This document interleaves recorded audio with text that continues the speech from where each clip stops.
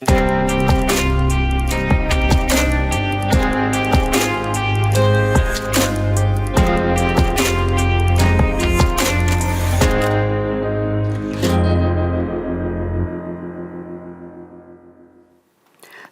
արձանագրում են փաստերն ու իրողությունները, մենք ներկայացնում ենք ձեզ 5-րդ ալիքի ուղիղ եթերում օրագիրն է, բարի լույս։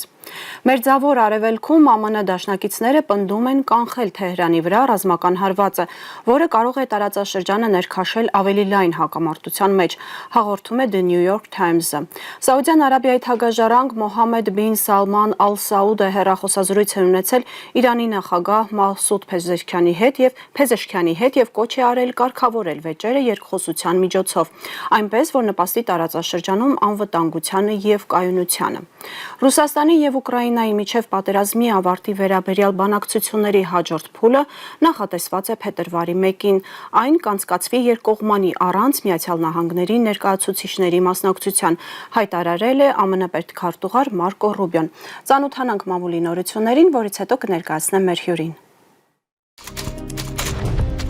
Հրապարակը գրում է. ԱՄՆ փոխնախագահ Ջեյմս Դեյվիդ Վենսը, ինչպես հայտնի է, փետրվարին կայցելի Հայաստան եւ Ադրբեջան։ Ակնհայտ է, որ այցի գլխավոր նպատակը թրիփի մեկնարկն է լինելու։ Հնարավոր է համատեղ ընկերություն հիմնելու մասին համաձայնագիր ստորագրվի, որում կամրագրվի, որ ամերիկյան կողմին բաժին կհասնի այդ ընկերության 74, Հայաստանին 26%-ը։ Թրիփը, սակայն, միակ ուղղությունը չէ, որ լինելու է Վենսի ուշադրության կենտրոնում։ Իշխանական կուլիսներում խոսում են, որ հնարավոր է նաև փաստաթուղթ ստորագրվի, համաձայն որի Հայաստանն ԱՄՆ-ին է վերապահելու մոդուլային ատոմակայանի կառուցումը։ Այս թեման արդեն մի քանի տարի է շրջանառվում է իշխանության համակարգում։ Նման հայտ ներկայացրել է նաև Ռուսաստանը։ Բնական է, որ որոշումը քաղաքական է լինելու։ Արևմուտքն ու ԱՄՆ-ն Ռուսաստանին տարածաշրջանից դուրս մղելու իրենց ծրագրի մաս են համարում մեծամորի ատոմակայանի փակումը եւ մոդուլային ատոմակայանների կառուցումը։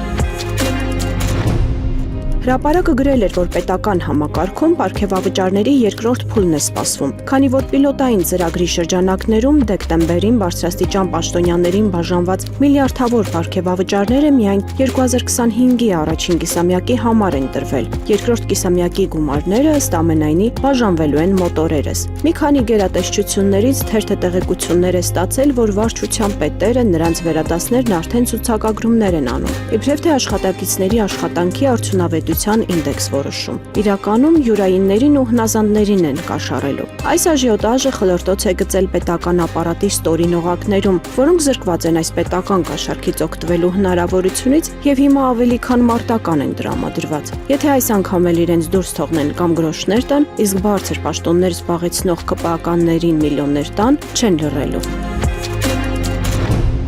Ժողովուրդը գրում է. ԿՊ վարչությունը ընտրացուցակի թեկնածու է դարձնում մի մարդու, որի անունը կապվում է քրեական վարքագծի, սպառնալիքների եւ բռնության պատմությունների հետ։ Խոսքը իշխող կուսակցության անդամ Արագածավանի կոմունալ բաժնի պատասխանատու Սուրեն Թորոսյանի մասին է, ով այսօր ոչ միայն ԿՊ շարքում է, այլև ցանկություն ունի падգամավոր դառնալու։ Հանրային դաշտում արդեն շրջանառվում է տեսանյութ, որտեղ ԿՊԱ-ական պաշտոնյան պատմում է, թե ինչպես է ֆուտբոլի գնացող 7-ից 8 տարեկան երեխային իջեցրել մեքենայից միայն այն պատճառով, որ երեխան արցախցի է եղել։ Սրան հաջորդում են արդեն ուղիղ սպառնալիքները։ Թորոսյանը տեսանյութում ասում է, որ ճշտել է երեխայի ծնողների աշխատանքը եւ համախոհներին խոստանում է. երկուշաբթի կզբաղվեմ դրանցով, նման մարդկանց դուրս ենք շպրտելու համակարգից։ Նույն Սուրեն Թորոսյանը մեղադրյալ է նաեւ մեկ այլ գործով՝ համագյուղացուն փայտով հարվածելու եւ դեմքին գազ փչելու դեպքով։ Եվ այս ամենի ֆոնին ԿՊԱ-ական պաշտոնյան տեսանյութում ողջույններ է հղում տեղական ԱԱԾ-ին ու ոստիկանությանը։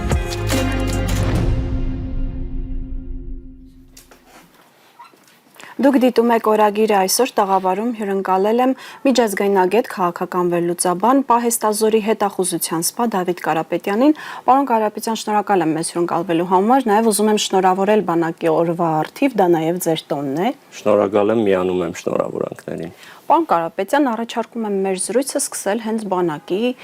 հետ կապված խնդիրներից։ Երեկ վարչապետի պաշտոնը զբաղեցնող Նիկոլ Փաշինյանը երկար հրապարակում էր արել իր էջում, որտեղ խոսում խոսում էր այն մասին, թե վերջին տարիներին ինչ կարևոր բարեփոխումներ են անցկացրել բանակում, խոսում էր ֆինանսական ծախսված հսկայական միջոցների մասին,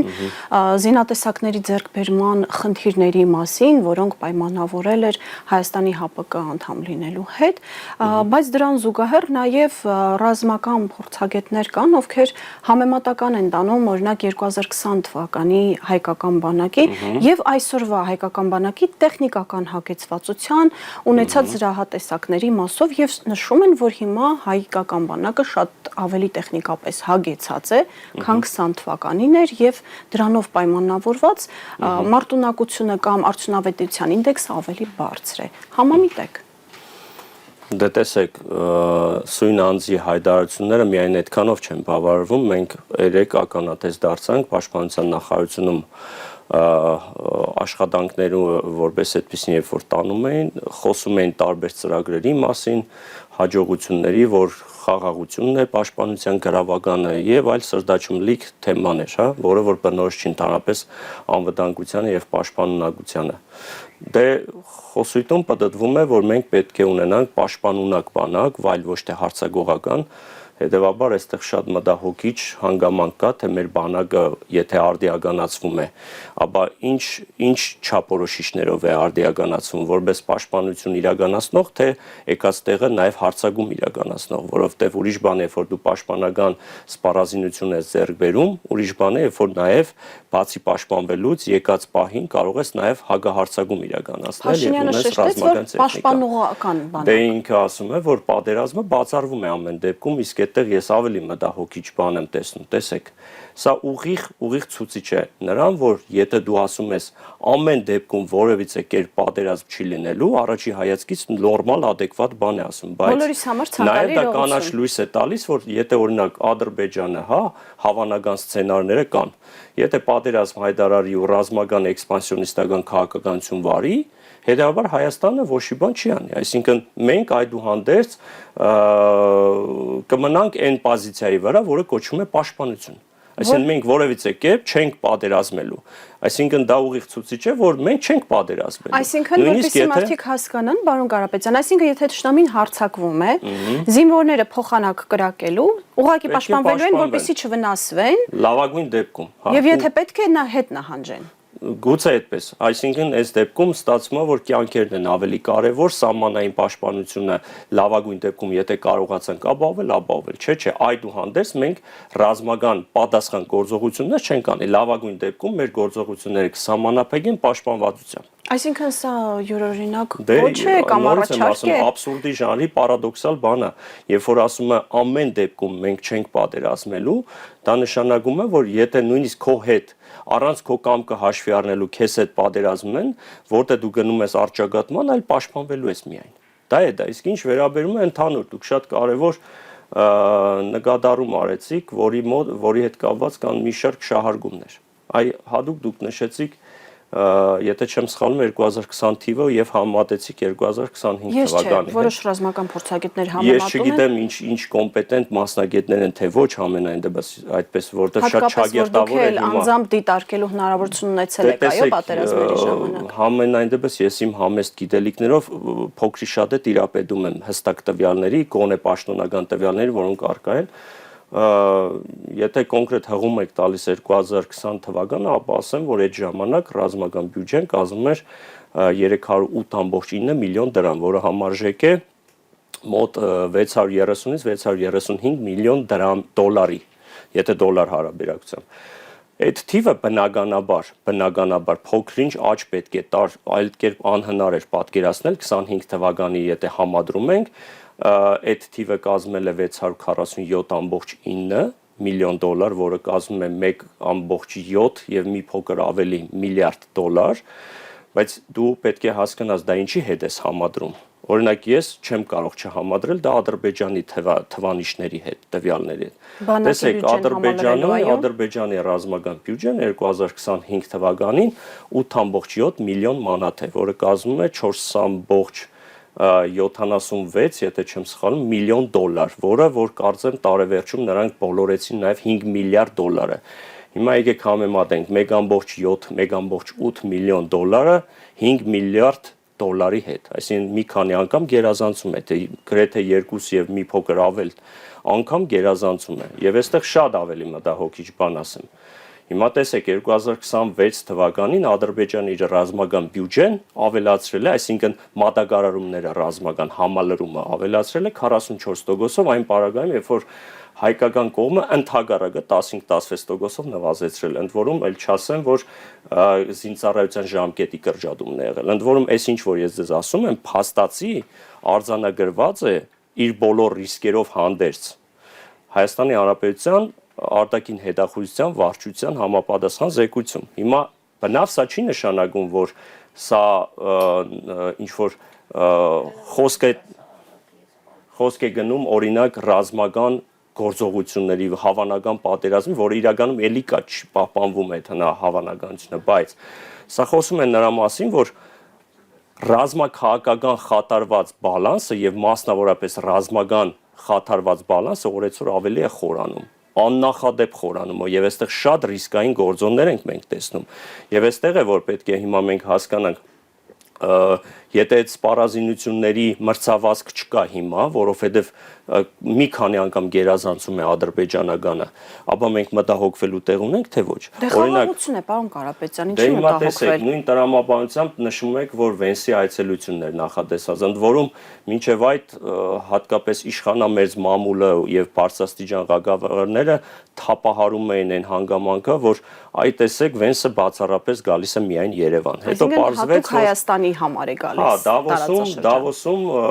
հանդիպումներից հետո Թրամփ-Ալիև իմացանք, որ այսպես ասած սյուրպրիզ է տեղի ունենում, Վենսը այցելելու է տարածաշրջանի երկու երկրներ, այդ թվում Բաքու է այցելելու, ընդ որում առանց թերագնահատելու կամ առանց ֆետիշացնելու հստակ կա ցուցիչ, համենայն դեպս հղում եմ տալիս Թրամփի հայտնի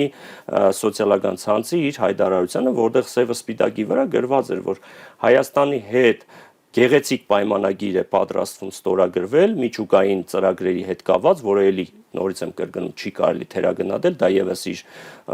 բավականին արգասաբեր գործունեություն է եւ ընդհանրապես ինտենսիվ զարգացող հարաբերություններն շատ լավ է, բայց Ադրբեջանի հետ ռազմավարական դաշնակցության շրջանակում ռազմական սպառազինության կամ տեխնիկայի տրամադրման մասին է, այսինքն ես այն ինչ որ միշտ որպես մասնագետ մտահոգություն եմ հայտնել, որ ամենօրյա ռեժիմով չի բացառվում, որ 907 բանաձևը, որը հայտնի բանաձև էր, հա, գիտեք ինչի մասին, Ադրբեջանի չտրամադրելու, եթե դա լուծարվում է, այդ բանաձևը, արդեն կաշկանդված չեն իրենք ամերիկյան արտադրության ցանկացած հրթիռազենիտային համակարգից, հա, սկսած մինչև ցանկացած ռազմական տեխնիկա գնելու, հետևաբար այստեղ մի աբսուրդային իրավիճակ է հետևյալն է, եթե փորձեմ հագիրճ, ստացվում է Թրամփը մի ձեռքով խաղաղություն է բերում, մի ձեռքով զինում է Ադրբեջանին։ Հետևաբար, եթե դու զինում ես Ադրբեջանին, այ ես նշեցի, եթե նույնիսկ հավանական պատերազմ չկա, սա խոսում է այն մասին, սա փաստում է այն մասին, որ ռազմաքաղաքական բալանսը, որը խաթարվածով խորանում է, դա ճնշման գործիք ուղիղ եւ այսինքն ուղիղ ճնշման գործիքներ է ստեղծում եւ մեխանիզմներ Հայաստանի նկատմամբ։ Ահա Բեկման, հիշեք Արցախի հանդեպ Ադրբեջանի քաղաքականությունը։ Անուղղակի եւ ուղղակի ճնշման գործիքակազմ է ստեղծում հենց։ Պարոն Կարապետյան, տեսեք, ուզում եմ մի փոքր շեղվենք թեմայից, խոսենք հիբրիդային պատերազմներից։ Իշխանությունը նույն արտաքին հետախուզության ծառայության պետ իր զեկույցում խոսում է հիբրիդային պատերազմի եւ դրանց գործիքների մասին, որոնք հանդիսանում են իբրև թե Հայաստանում բնակվող Հայաստանի քաղաքացիները եւ այդ ուրեմն ձևակերպման մեջ ու ընդհանուր առմամբ իշխանության ներկայացուցիչների հիբրիդային պատերազմում Հայաստանի պետականության դեմ հիբրիդային գործիք են համարվում բոլոր նրանք, ովքեր իշխանության կարծիքից զատ կարծիքներ են արտահայտում։ Տվյալ դեպքում ինչի հետ գործ ունենք, իշխանությունն է հիբրիդային պատերազմ վարում Հայաստանի հանրության դեմ, թե իրենք էլ դարձել են չգիտակցված այդ հիբրիդային պատերազմի կողմ։ Նախ ինչ որ չափով զավեշտի ժանրից է, մանավանդ որ հիշում եք վերջերս նաև միլիոնավոր դոլարներ էին հատկացրել Հայաստանին հենց հիբրիդային պատերազմը հատկապես Ռուսաստանի Դաշնության հետ կապված վերացնելու համար, հա, եւ ես չգիտեմ թե այդ զեկույցում ինչն է տեղ գտնելու, ինչը ոչ, որպես այլ եթե կատարված աշխատանք կամ ինչպես են դիմագրավել, դիմագայել նման հիբրիդային պատերազմների։ Հատկապես որ Արարատ Միրզոյանն էլ ԵԽԽՎ-ում հստակ չխոսեց, այո, այդ հիբրիդային։ Տեսեք, այդ նույն հիբրիդային պատերազմների մասով Ֆիդանի հայտարարությունը կարող ենք դիտարկել։ Որպես հիբրիդային պատերազմ։ Այո, հիմա դա ընդունենք հիբրիդային պատերազմի մաս, թե իրանց պարագայում դա բան։ Երբ որ կներեք Թրամփը ասում է իր խոսքում հստակ, ցիտում եմ բառացի, ասում էր իհարկե իր իմիջը բարձրացնելու, իրեն գովերգելու համար ասում էր ես Պուտինին ասեցի, որ կարողացել եմ քո տարածքում լուծել հագամարտություն, այսինքն ընդունում է, որ Հայաստանը իր տարածք Պուտինյան տարածք է կամ Հայաստանը Պուտինի տարածք, այսինքն ոնց որ աշխարհի բաժանում կա հասկանալի, բայց ինքը ընդունում է, որ գիտես, տարածքը քոնն է Հարավային Կովկասը, բայց խնդիրը լուծեցի ես, հիմա այդտեղը պետք է հասկանանք, օրինակ հայկական կողմը դիվանագիտական խողովակներով Միացյալ Նահանգների դեսպանատը ներկայացրեց, ինչ որ եթե նույնիսկ ոչ բողոքի կանչել են ԱԳՆ հապրես կամ նոտական կանչել են ոչ, իսկ օրինակ Սալավյովի ինչ որ մի հատ հայտարարությունը, որը ուղղակի լրագրողը խելքին ինչ էլ փչի կարող է ասի այդ պարագայում դեսպան են հրավիրում, դա արդեն չգիտեմ, գիտեք, այստեղ երկակի ստանդարտներով են շարժվում, հասկանալի է, որ ինչ-ինչ դեպքերում թուրքական, ամերիկյան, արևմտյան ղեկավարների ասածները դա հիբրիդային չի համարվում, իսկ Հայաստանի ինքնիշխանությունը կասկածի տակ դնող հայտարարությունները, այո։ Դե հիմա։ Պարոն Կարապետյան, նորից վերադառնալով բանակի թեմային, այսպեսի տեսակետ կա, որ Հայաստանի բանակը հիմա տեխնիկապես ավելի հագեցած է։ Բնականաբար լսում ենք, որ Հնդկաստանից բավականին տպավորիչ, այո, ցուցանիշներով զրահատեխնիկա են գնում բավականին հեռահար հրթիռներով համակարգեր եւ այլն։ Սակայն հարցս հետեւյալն է. անկախ զրահատեխնիկայի կամ զինատեսակի բնութագրիչներից արդյոք դրանով պայմանավորվում է դրա արդյունավետությունը, թե դրա համար ժամանակամիջոցներ են պետք։ Տեսեք, նախ դուք խոսում եք պինակա կոչվող զենիտարտերային համակարգի արկուվաճառքի մասին։ Այստեղ գիտեք, ռազմական գործին տիրապետող անձը ձեր հարցին հետևյալ պատասխանը կտար։ Գործնագանում ռազմի դաշտում դրանք ինչպիսի կիրառելիություն են ունեցել, ինչպիսի արդյունավետություն է գրանցել այդ զինամթերք, այդ սպառազինությունը, որովհետև տեսեք, այո, հիմա շատ կարճ մի քանի օրվա պատերազմի ընթացքում, օրինակ Հնդկաստան, Պակիստանի ժամանակ օգտագործվել են ինչ-որ բաներ, գուցե կարող ենք հղում տալ այդտեղ գործնագանում, թե ինչպես է կիրառելիությունը։ Բայց երբ որ դու զենք ես ձեռք բերում մի երկրից, որը որ ելի եմ ասում առանց թերագնահատելու, որովհետև որը խոսքը գնում է դաշնակցային մեծ երկրի համար, որը այդուհանդերձ մեզ տրամադրում է, այսինքն գնացել է բոլոր ռիսկերի հանդերձ, բոլոր ուլտիմատումների հայտնի, գնացել է նրան, որ Հայաստանի հետ համագործակցում է ռազմաքաղաքական տեսանկյունից։ Եվ այստեղ պարագայում, այո, ունեցած արսենալային տեսանկյունից ստացվում է, որ այս պահին մերոնց մոտ ստացվել է ընդամենը իրենց հետ կարողանալ ինչ որ ռազմական տեխնիկայի սպառազինության, ուրեմն պայմանագրեր կնքել, բերել ինչ-ինչ տեխնիկա։ Այսինքն ումից ստացվել է նրանց էլ գնել է։ Ումից ստացվել է, այո, չի ուզի այդ արտահայտությունը ինձ թույլ տալ, բայց ամենայն դեպս փաստը դա է։ Նորից եմ կրկնում, ինչ քանակով որ կան, թույլ տվեք չագերտներ չբացեմ, դա ինչ որտեղ նաև ռազմական գաղտնիք եւ ընդհանրապես տրամաբանական չի խոսել այդ մասին, էլի գալիս ենք նրան, թե արդյոք այդ սպառազինությունը հավուր պատշաճի կիրառվելու է եկած պահին, եթե դրա կարիք արժանանա առաջանա։ Ու այս պարագայում մենք պետք է մտածենք այլ երկրներից որտեղից մենք ինչ կարող ենք բերել։ Գիտեք, երբ որ դիտարկում ես թե ինչ այս պահը որ երկրից ինչ ենք ունեցել, ամենայն դեպս Հայաստանը սա բնավ չեմ ուզում հիմա հապկին ուրեմն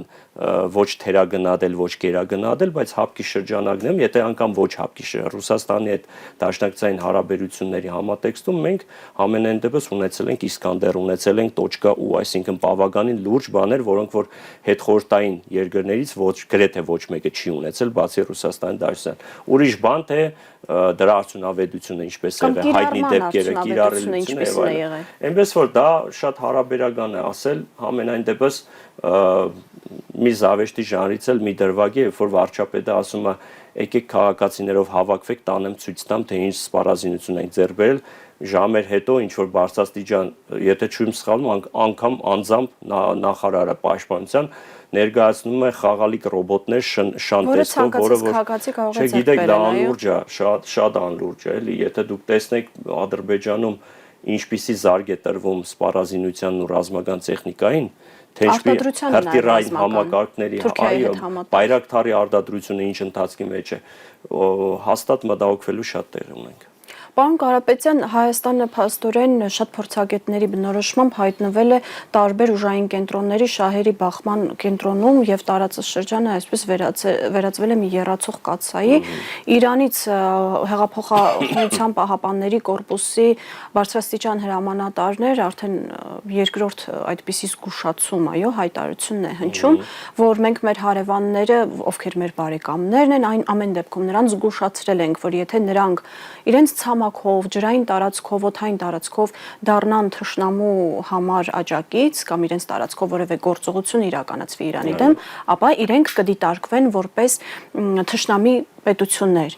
Եվ այսպիսի հայտարարություն է հնչում, որ ամենայն հավանականությամբ պատրաստվում են բախման, նաև նկատի ունենք Թրամփի հայտարարությունները անընդմեջ։ Այո, Իրանից այս հայտարարությունն է հնչում, որ Իսրայելի, եթե Իսրայելը եւ նրա աջակից ուժերը հարված են ԱՄՆ-ին, ապա սա կլինի որոշիչ հարվածը, հակամարտությունը այս հարվածով կորոշվի։ Ինչ է մեզ սպասվում եւ Հայաստանը ինչ իրավիճակում է հայտնվելու, հաշվի առնելով նաեւ Իրանի դեսպանի բավականին մտահոգիչ հայտարարությունները Հայաստանի մասով։ Տեսեք, նախ կանք նրան, թե ինչ պատկեր ունենք հիմա Իրանի շուրջ, որբիսի հասկանանք պահի լրջությունը եւ մասշտաբները, ռիսկի մասշտաբները։ Այո, դուք ճիշտ նշեցիք, վերջնագիր է ներկայացվել իրանական կողմին, ժամանակ էր տրամադրել Թրամփը, որպես իրեն կարգած միջազգային մահակակիր, ինչպես իր կամքն է ասում թքած ունենալով միջազգային իրավունքի վրա, որտեղ իր սկզբունքներով է առաջնորդվում։ Իդեպ զարմանս բոլորիս մարդը, որ ասում է թքած ունի միջազգային իրավունքի վրա, հիմա խաղաղության մակի նման ինչ-որ կառույց է ստեղծում։ Միաժամանակ այո, երկու հակադիր բևեռներ։ Մի զավեշտ էլ դա է։ Ու աշխարհի ցանկացած հատված երեք հայտարարեց, որ Կուբան վաղը կամ մյուս օրը շմոտ ժամանակներով ավիրվելու է, կործանվելու է, անգամ ժողովրդին վիրավորեց, կուբացի ժողովրդին վիրավորեց, որ դրանք իր բառամթերքով ասած լավ ժողովուրդ չեն, կործանման եզրին են եւ այլն։ Հասկանալի է, որ ինքը օրվա տարբեր ժավերին լինելով օդիոս կերպար տարբեր իրարամերժ կամ էմոցիոնալ սպեկուլյատիվ հայտարարություններ։ Բայց դրանք հետո գործողություններ են Բայց գործնականում Վենեսուելան տեսանք, կարող է այսօր օրինակ ժամը 5-ից հետո իրեն դուր չգա Կոլումբիայի նախագահ, հետո Մեքսիկայի, Գրենլանդիան ավերցնում, մեկ ասում է ռազմական ուժով, հետո ոչ, հետո Իսլանդիային, ստացվում է, որ այսքան ժամանակ օրինակ եվրոպական երկրների համար արտաքին վտանգը դիտարկում է Ռուսաստանը, հիմա միանգամից կտրուկ դարձավ Միացյալ Նահանգները,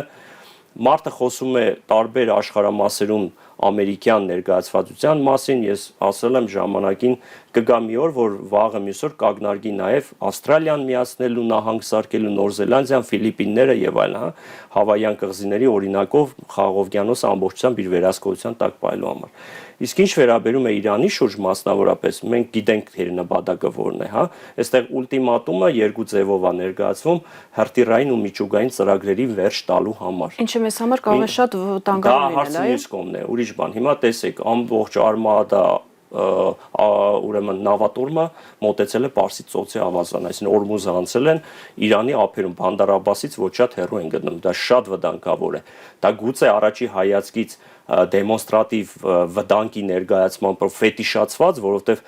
ինչ որտեղ դրանով նա ընդամենը ուժի սպառնալիքի դեմոնստրացիան է ցուցադրում, որպեսզի հասնի ճնշմանը, հա, ճնշման արդյունքում վախի զգացողության տակ իրանական կողմը գնա զիջումների, բայց իհարկե իրանական կողմը ասել է, որ հանգարց օդային ցամաքային հարված ստացավ Իրանը, բնականաբար տարածաշրջանում բոլոր այն երկրներում, որտեղ կան ամերիկյան բազաներ, կլինի դա Արաբական Էմիրատները, կլինի Քատարը, Սաուդյան Արաբիան, Օմանը, որոնք իդեպ շատ անհանգստացած են։ Որոնք որ այո, որովհետև բավականին լուրջ ռազմաբազաներ են, որոնք որ իրենց քթի տակ են եւ պատասխան հարվածը լինելու է միանշանակ։ Եվ այս պարագայում հիմա պետք է իրենք հասկանան գնում են այդ ծայրահեղ քայլին թե ոչ, սրում են ծայրերը թե ոչ։ Հակաջալուր կլինի արաբական երկրների առաջնորդների։ Դե տեսեք, արաբական երկրները չգիտեմ, բայց հենց վերջի թարմ իրադարձությունները թույլ տվեք ասեմ, Էրդողանն էլ այսպես ասած խառնվել գործին, առաջարկ արել Թրամփին, որ գագաթնաժողով հրավիրեն երակոմ իր մասնակցությամբ Միացյալ Նահանգների եւ Մասուդ Փեզեշքյանի, որբիսի այսպես խաղաղություն բերեն, լարվածության մթնոլորտը թոթափեն եւ այլն։ Տեսնենք առաջիկա ժամերի ընթացքում Թրամփը կարծես ասել է, որ համաձայն է այդ տարբերակին, ամեն դեպքում տեսնենք ինչպիսի զարգացումներ կունենանք։ Իդեպ Թուրքիան էլ այո, լուրեր են տարածվում, որ բուֆերային գոտի է անվտանգային ստեղծում Իրանի հետ սահմանին։ Հա, նման բան կա, դա տրամաբանական է, դա պետք է լիներ։ Ընդ որում բոլորը պատե առիթ են սպասում իրենց որոշակի առավելապաշտական ծրագրերը իրականացնելու այդ հատվածում։ Չի բացառվում տվյալ դեպքում Ադրբեջանի պարագայում զսպիչ դերակատարությունը կա այդուհանդերձ, որտեղ պայմանագիր են կնքել, կարծես որոշակի ռիսկեր ինչ որ առժամանակ կասեցված է, կապված հատկապես Սյունիքի հանդեպ էքսպանսիոնիստական իրենց ծրագրերի մասով, բայց խոսքը վերաբերում է այո, ճիշտ է, Սիրիա, Թուրքիա այդ առանցքի մասով, Իսրայելի մասնակցությունը ինչպիսին կլինի։ Համենայն դեպս առաջիկա ժամերի ընթացքում մենք ականատես կդառնանք կամ լուրջ բախումների, կամ այս ամեն ինչը կունենա իր հանգուցալուծումը։ Պարոն Կարապետյան, Աստված մի արասցե, եթե Իրանի վրա հարձակում եղավ, այդ հարձակումը լինելու է կարճատև, ոնց որ օրինակ Իսրայելը-Իրանական 12-օրյա պատերազմը, թե եթե տեղին հարց եք տալիս, կարճաժամկետ թե երկարաժամկետ, ոչ մեկ այս պահին չի կարող ասել,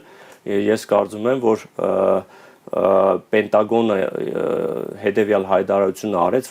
որը նախորդեց Թրամփի հետևյալ հայտարարությանը, որ մենք փորձում ենք դա անել Վենեսուելայի օրինակով, այսինքն շատ արագ կայծակնային տարբերակով, այսինքն նավատորմը մոտենում է, գուցե ինչ-որ ռազմական բավականին լուրջ օպերացիա է պատրաստվում, նմանատիպ ինչ-որ օպերացիա, փորձում են մաքսիմալ պատերազմական գործողություններ չիրականացնելով, հա, օպերացիայի շրջանակներում դա ավարտին հասցնեն, ենթադրում եմ կռահում եք ուրականում։ Եթե դրան հետևենք, ապա կարող է կարճաժամկետ ոչ լայնամասշտաբ պատերազմի ականատես դառնալ։ Բայց իմանալով նաև Իրանի ռազմական ներուժը, այո, եւ գաղափարական հենքը, որի վրա կառուցված է Իրանի իսլամական հանրապետությունը։ Դե հա, հանրապետությունը։ գիտեք, ես մի անգամ իմ հայտարարություններից մեջ, երբ որ նմանատիպ հարց ուղղեցին, ես հետևյալ պատասխանը տվեցի։ Տեսեք, միջազգային հարաբերություններում ես նշեցի, որ Թրամփը շատ, ես բառ ունեմ, ասում եմ անկանխատեսելի կանխատեսելին է։ Այդ մարդը իր ամբիցիաներով, քմահաճույքներով շարժվող անձ է, որոշ դեպքերում թկած ունենալով նույնիսկ իր ռազմական դոկտրինի, որը որ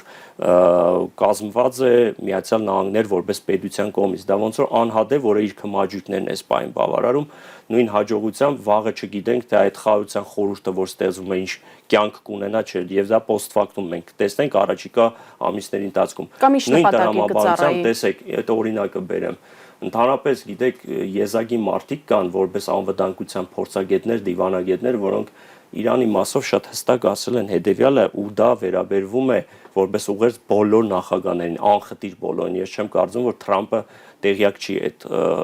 այդ հայտնի հայտարարությունից։ Խոսքը Հենրի Կիսինջերի մասին է, որը ասում էր, որ երբեք մատերի արանքով չնայեք Իրանին։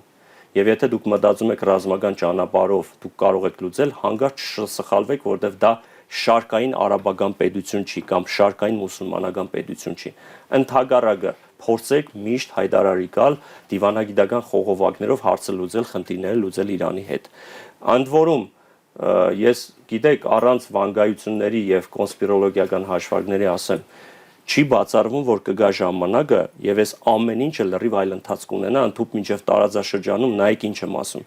երբ որ հակառակը Իրանը դառնա Միացյալ Նահանգների պաշտպանիչ երկիր։ Թուրքիային փոխարինելով չէ, իհարկե դրա գինը լինելու է Խոմեյնիի ռեժիմի տապալումը։ Այսինքն Իրանը կդառնա ԱՄՆ-ի համար հոգևոր բան, այո, այդ պայմանում նկատի ունեմ, այո, այդ պայմանում նկատի ունեմ։ Այնպես որ դրա մասին իրենց դոկտրիններում կա գրված, հավանական սցենարներում կա, ԿՀՎ-ի իրենց ծրագրերում կա այդ մասին, եթե նույնիսկ մի հատ դրվագ կար դերևս 2020 թվականին ֆիլմ նկարահանված գեղարվեստական բառացի ցիտում եմ այդ տողերը։ Այն ինչ որ ես ձեզ ասեցի, դա էր նախատեսում նաև Իրանի եւ Վենեսուելայի մասին 2020 թվականից։ Որ Թուրքիայի համար տվյալ դեպքում ձեռնտու է այս կոնտեքստում ձեր ասացի Իրան-ԱՄՆ բախումները։ Եվ միաժամանակ դեմոնստրացումը, որ նա փորձում է միջնորդի դերակատարություն թուրքական փայլուն դիվանագիտություն։ Պարոն Կարապետյան, ուզում եմ անդրադառնանք նաև Թուրքիայի դերի եւ ազդեցության մեծացմանը, որովհետեւ թվում է թե մենք Թուրքիայի հետ փոխհարաբերությունները դիտարկում ենք միայն Հայաստան-Թուրքիա, Ադրբեջան-Հայաստան-Թուրքիա, Թուրքիա-Ռուսաստան կոնտեքստում, սակայն պետությունների ազդեցության կշիռը չափվում է նաեւ ընդհանուր տարածաշրջանում եւ միջազգային հարաբերություններում ունեցած կշռից։ Թուրքիան շատ ակտիվ դերակատարություն ունեցավ Բաշար al-Ասադի հեռացման գործում եւ հիմա էլ համարվում է Սիրիայի ներկայիս իշխանությունների կնքահայրը։ Նաեւ փորձեր է ձեռնարկում այստեղ այնտեղ միջնորդի դեր խաղալ, այո։ Հիմա Թուրքիայի դերի այս մեծացումը շատ ավելի վատ է մեզ վրա անդրադառնալու, նաեւ ավելացում է նրա ազդեցությունը հարավային Կովկասում, թե ընդհակառակը ուժերը ջլատում է։ Թուրքիայի նախկին արտգործնախարար Մևլութ Դավութօղլուն իր հայտնի հոդվածներում, որ բավականին ուժեղ ռազմավարություն բարենօրինող դոկումենտներ են, ես դրանք ուսումնասիրել եմ, Թուրքիայի բոլոր իշխանությունների համար ուղերձումներ, որ կոնկրետ ասում էր մեր ազդեցության գոտիները, որոնք պետք է լինեն, այդ թվում նշվում էր հարավային Կովկասը, Սիրիայի հետ հատվածը, Բալկանները եւ այլն, եւ այդ համատեքստում այո ազդեցության գոտու տարածումը շատ կարեւոր է։ Ըստ իս դա այսօր հարավային Կովկասի մասով իրենք գրեթե հասել են իրենց նպատակին։ Դա Նախիջևանով կապը հաստատելն էր Ադրբեջանի եւ Միջին Ասիայի թուրքական պետությունների հետ։ Դա իրենց գերնպատակ երազանք եւ ծրագիրներ, որը իրագործվեց Թրիփի միջոցով, թուրանական աշխարհի հետ կապի ստեղծումը, որը այո, այս պարագայում մենք այդ ենք տեսնում, իհարկե մենք տեսնում ենք նաեւ այս ամենի համատեքստում, երբ որ հայրենիշխանությունները գնում են անունը դնելով բարեդրացիություն եւ այլն, հարևաններ հետ զրո խնդրեմ։ Եվ բացառում են, որ սա Զանգեզուրյան միջանցք չէ Ադրբեջանի։ Դե հիմա իրենք ասում են Զանգեզուրի միջանցք է, եկեք դուք ասեք Թրամփի միջանցք, կարևորը մենք անխոչնդոտ անցնելու դառնալու ենք նախ։ Բայց փաստացի Հայաստանի սուվերենությունից դուրս գտնվող միջանցք։ Չէ, նայեք ոնց է, այդտեղ շատ զգուշ է, եթե մինչև այս պահը իմ մտահոգությունը որը ես բարձրացնում եմ, ու դա առողջ մտահոգություն էր։ Ասում եմ, եղբայր, ինձ ցույց տվեք, որ այդտեղ բացառապես ներպետական օրենսդրությամբ հստակ մեր տղաներն են կայնելու եւ իրենք իրականացնելու են մաքսային հսկիչ անձագրային գործառույթներ։ Այսինքն Հայաստանի Հանրապետության սահմանապահ ուժերը։ Նայեք, այստեղ կա շատ հետաքրքիր մի նյուանս։ Այո, իրենք այսպես թափահարում են, թե դա Հայաստանի Հանրապետության ինքնիշխանության սուվերենության վրա է։ Ուր մնաց, որ հանգարց այդպես չլիներ, բայց այդտեղ խնդիրը այլ է։ Խնդիրը այն է, որ ստեղծվել է գաղափար կոնսորցիումի արդյունքում, որ լինելու է back office, front office։ Հիմա ես ուզում եմ հասկանամ, թեպետ ինքը MBC-ն է ներկայացվում, որ այդ գործառույթները մենք ենք անելու, բայց ստացվում է ֆիկտիվ բնույթի, սիմվոլիկ բնույթի բանը, որտեղ Միացյալ Նահանգների կամ համատեղ պատվիրակված ինչ-որ կազմակերպության աշխատակիցներ են առաջնահերթ, տեսեք Ալիևի պայմանը բավարարել են այդ մասով։ Հայերի չեն Ասում են հայերի պետատետ շփումը կոնտակտ չպետք է լինի ու չի լինել back office front office-ը խնդրում եմ ուսումնասիրեք, հասկացեք ինչը։ Հիմա մտահոգություն ունենք թե չէ, հա ընդունենք որ հիմա հայ մաքսավորը կարող է օրինակ որոշի որ այսինչ Բեռնատարը կամ այսինչ Ադրբեջանի քաղաքացին իրավունք չունի հատել սահմանը անցնել գնալ Նախիջևան կամ հակառակ ուղղությամբ։ Հիմա այդ հարցին թող պատասխանեն։ Այսինքն ինչքանով են իրանք ընկղմված այդ գործի մեջ, դա սիմվոլիկ բնույթ է, ձևական բնույթ է, թե ռեալ իրենք անել։ Back office, front office-ը, երբ որ ուսումնասիրում ես իր գործառույթներով, այդպիսի տպավորություն չի։ Իսկ Թուրքիայի պարագայում ուրիշ բան է։ Այս ամեն ինչի արդյունքում նրանք ասում են մենք սիմվոլիկ զիջումների կգնանք, չգիտեմ, օրինակ որոշվեց, որ իհարկե դերևս հարդարության մագարտակում, որ Գյումրի Կարս երկաթուղին է շարժվելու, այնտեղ անի կամուրջն է կառուցվելու, մեկը երրորդ երկրների քաղաքացիների համար, գիտեք, մեկը դիվանագիտական անձնագիր ունեցողների համար պետք է մուտք ու ելքի ազատականացված լինի, սահմանի հատումը տեղի ունենա։ Այդքան բան։ Թրիփի հետ կապված շատ հատկանշական էր Դոնալդ Թրամփի երկկողմանի հանդիպումը Ալիևի հետ, երբ խոսում էր Հայաստանի տարածքով անցնող Թրամփի ուղու մասին առանց Նիկոլ Փաշինյանի Դավոսում։ Պարոն Կարապետյան, շնորհակալ եմ հետաքրքիր զրույցի համար։ Մեր ժամանակը սպառվեց, կհանդիպենք վաղը օրը, թող բարի լինի։ է։